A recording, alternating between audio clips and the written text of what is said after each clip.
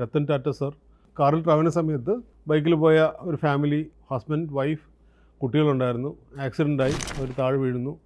പുള്ളി ഇമോഷണലി ഭയങ്കര കണക്റ്റഡായി. 2000 ഒരു കാറെന്നുള്ള അഫോർഡബിലിറ്റി ഇല്ലാത്തതാണ്. So he plan a product with an affordability. അന്ന് അനൗൺസ് ചെയ്തതാണ് 1 lakh rupees കാർ എന്നുള്ള ഒരു dream for a small family. ഇതായിരുന്നു concept. Tata took almost 8 years. 2008 പ്രോഡക്റ്റിൻ്റെ ലോഞ്ച് പ്ലാൻ ചെയ്തത്. 2009 മാർച്ചിലാണ് ലോഞ്ച് ചെയ്തത്. First 2 months the product booking was something around 2 lakh units. It was A huge success. But unfortunately, by 2018-2019, the company has warned off.